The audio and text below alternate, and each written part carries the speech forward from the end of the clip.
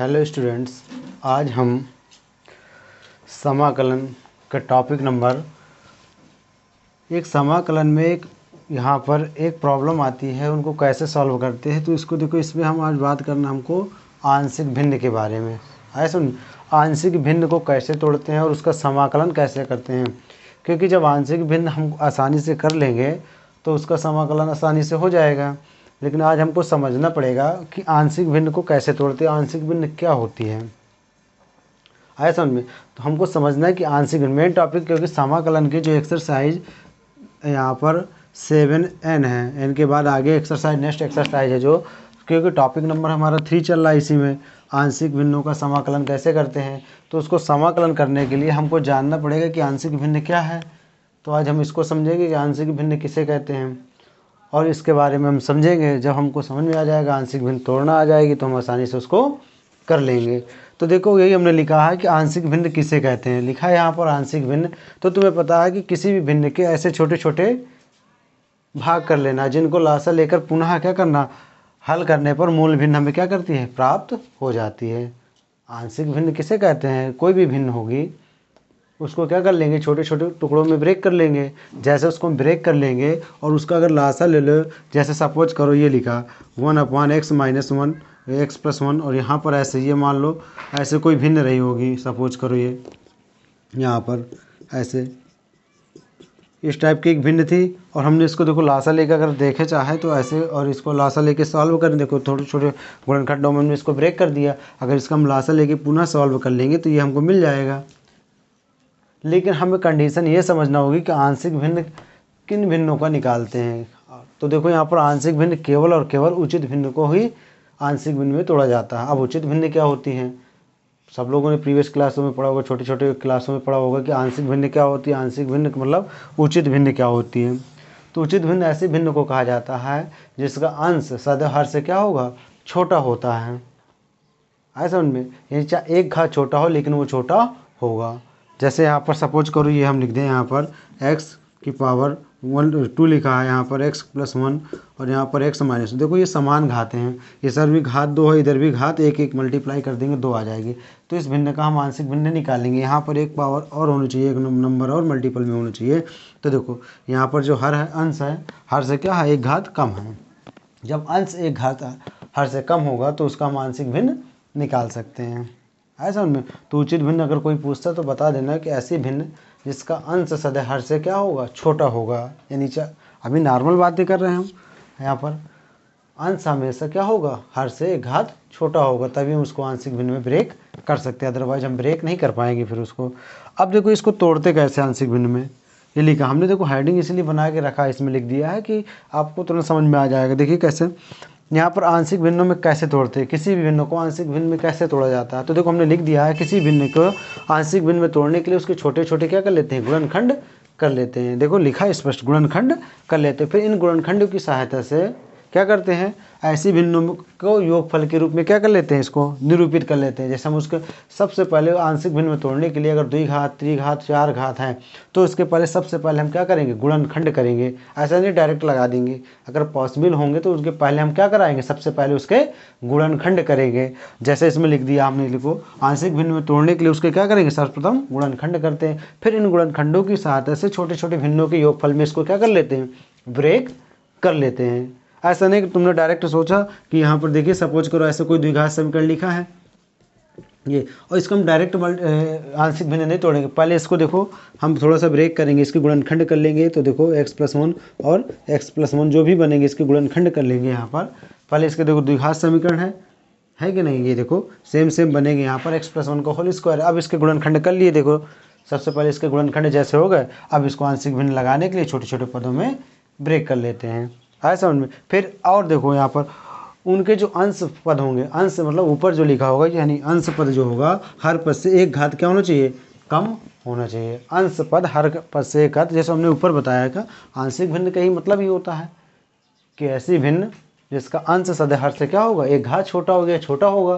जैसे हमने पहले पढ़ा है, जैसे हमने लिख दिया इसमें 5/2 लिख दिया। तो ये तो भिन्न तो है, लेकिन उचित भिन्न है, क्योंकि इसको देखो इसका हर जो है, ये हर अंश से क्या है, एक यह भिन्न है, यहाँ पर नंबरों का भिन्न है ये, लेकिन यहाँ पर हम संख्याओं का भिन्न करेंगे। तो जैसे देखो तुमको समझाया गया, आया होगा थोड़ा समझ में।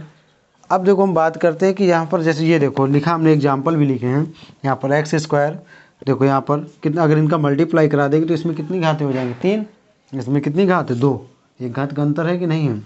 इस तरह इसमें एक घात है, इसमें कितनी घातें, ज़्यादा, एक से ज़्यादा घातें। यानी अंश की जो घात होगी हर की घात से हमेशा क्या होना चाहिए, छोटा होना चाहिए, तभी हम उसको आंशिक भिन्न में ब्रेक कर सकते हैं। आए समझ में। आंशिक भिन्न क्या होती है बताओ मुझे। ऐसी भिन्न जिसका अंश सदैहर से एक घात क्या होगा, कम होगा, क्या कहलाती है, आंशिक भिन्न कहलाती है। तो आज हम आंशिक भिन्न को कई सारे एग्जाम्पल्स में, ये जो अचर पद हम मानते हैं, जब इनका योगफल करते हैं तो क्या मानते हैं इनको, अचर पद। अगर यहाँ पर एक घात का तो कांस्टेंट लेंगे, 0 घात का। अगर यहाँ 2 घात का तो 1 घात वाला लेना पड़ेगा यहाँ पर पद। अगर यहाँ 3 घात का होगा तो यहाँ पर 2 घात का पद लेंगे। बताया कि 1 घात का अंतर रखेंगे। यहाँ पर अगर देखो 2 घात है, यहाँ पर कितनी घात, 1 घात है, 1 घात का अंतर, एक ही घात का अंतर लेंगे, तभी उनको आंशिक भिन्न में हम क्या कर सकते हैं, तोड़ सकते हैं, अदरवाइज नहीं तोड़ सकते हैं। तो अब ये हमें कॉन्सेप्ट क्लियर करना है कि अचर पद का मान कैसे निकालते हैं। कोई भी भिन्न है उसका अचर पद का मान कैसे निकालते हैं, आज हम उसी को सीखेंगे। या फिर अगर आपको समझ गया हो तो आज ही सीख सकते हैं। वैसे अचर पद का मान कैसे फाइंड आउट करते हैं, अचर पद निकालते हैं। देखिए हम तो सब नोट कर लिया होगा, जैसा कि आप लोगों ने, सब लोगों ने क्या कर लिया होगा, इसको नोट कर चुके होंगे। अब हम बात करते हैं कि इसका अचर पद कैसे निकालते हैं। अचर पद को निकालना हम सीखते हैं आंशिक भिन्न की सहायता से। जो अचर पद मानते हैं उसको हम कैसे निकालते हैं, तो अचर पद निकालना हम सीख रहे हैं अभी इस वीडियो में। चलिए देखते हैं। तो नोट डाउन कर लिया सबने, आंशिक भिन्न समझ में आ गया होगा सबको। तो देखिए अब हम अचर पद के बारे में बात करते हैं कि अचर पद कैसे निकालते हैं, किसी भी आंशिक भिन्न का अचर पद कैसे निकालते हैं। देखिए तो हमने समझा दिया तुमको कि आंशिक भिन्न क्या होती है। आंशिक भिन्न की देखो कंडीशन समझ लो। सबसे पहले इसमें क्या होगा, हमें कोई भी भिन्न होगा उसको आंशिक भिन्न में तोड़ने के लिए समाकलन तो आसान हो जाएगा। आंशिक भिन्न में जब ब्रेक कर लेंगे तो हमने आपको बताया कि ये भिन्न हमारी कंडीशन है। यहाँ पर उचित भिन्न को ही आंशिक भिन्न में तोड़ेंगे। उचित भिन्न बता चुके, जिसमें क्या होगा, अंश की घात सदैव क्या होगी, हर से क्या होगी, कम होगी, यानी हर ग्रेटर देन होगा। ऐसे समझ में। तो अब इनको हम ब्रेक करना है। इसके 5 टाइप होते हैं। कितने टाइप होते हैं, 5 प्रकार की हमारी टाइप, कितने, 5 प्रकार की आंशिक भिन्न होती है। एक एक के बारे में हम ब्रेक करते चले जाएंगे और उसको आसानी से समझते चले जाएंगे। तो हम पहले सबसे पहले देखते हैं फर्स्ट टाइप के आंशिक भिन्न को कैसे ब्रेक करेंगे। आए समझ में, आंशिक भिन्न को कैसे ब्रेक करेंगे। देखिए बात करते हैं फर्स्ट टाइप की आंशिक भिन्न को कैसे। टाइप नंबर हमारा फर्स्ट है।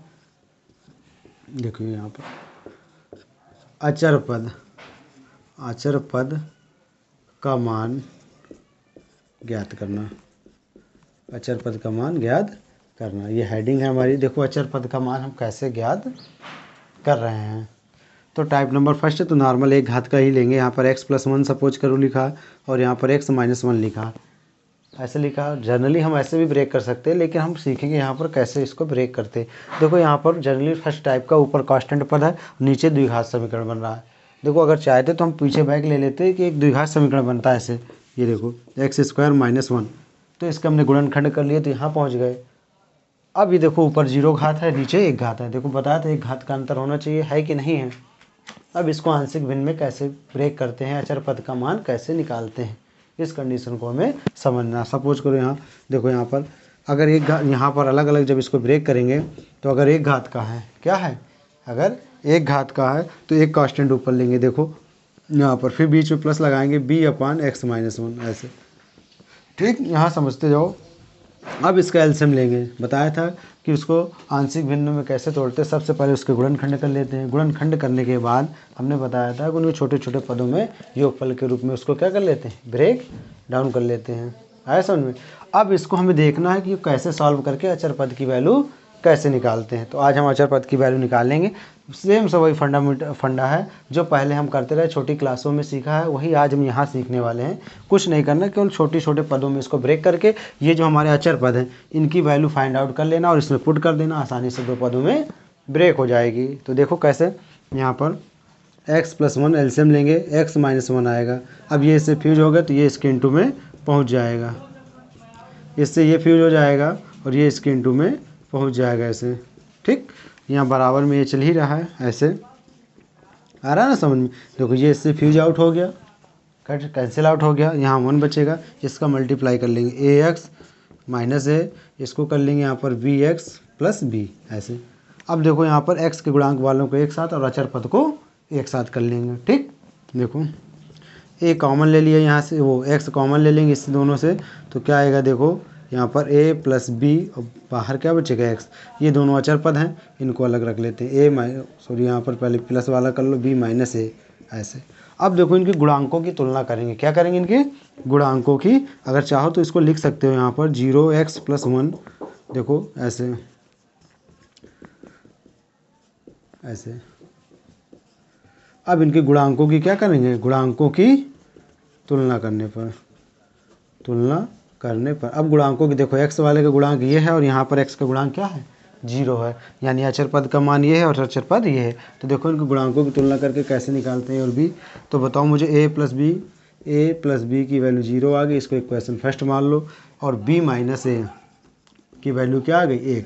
अब इन दोनों को सॉल्व करके देखो, इस तरह के क्वेश्चनों को हमने बहुत आसानी से सॉल्व किया है। अब इन दोनों को क्या कर लेंगे, यहाँ से जोड़ घटा करके ए और बी की वैल्यू निकाल लेंगे। देखो कैसे, अब देखो यहाँ पर ये माइनस का और ये प्लस का, तो दोनों को क्या कर दें, ऐड कर दें, दोनों को ऐड कर दें, तो ए से फ्यूज हो जाएगा, बी निकल आएगा।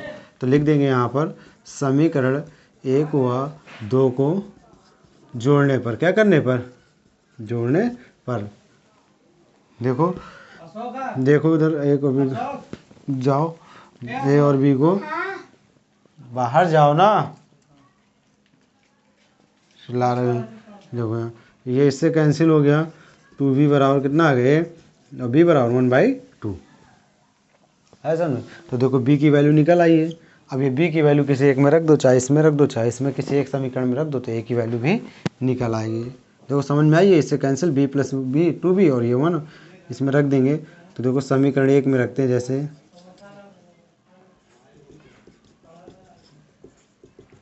1/2 ये निकल आए। देखो a की वैल्यू भी निकल आई और b की वैल्यू निकल आई। अब a और b दोनों का मान हम कहाँ रख देंगे, अपनी मेन वाली भिन्न में ऐसे रख देंगे और इसको आसानी से सॉल्व कर लेंगे। नोट करना है, कर लो जल्दी से। देखो हम रखे दे रहे हैं इसमें, इसको समीकरण, इसको a मान लो, a से देख लो। तो देखो रखते हैं यहाँ पर, दिख रहा है नीचे, दिख रहा है कि नहीं, यहाँ तक दिख रहा है, बता दें यहाँ पर ना दिखे। x + 1 x - 1, देखो a का वैल्यू क्या निकली -1/2 और x + 1, इस तरह b की वैल्यू 1/2 और x - 1 1/2 कॉमन ले लेंगे, दिख रहा है 1/2 कॉमन आ जाएगा।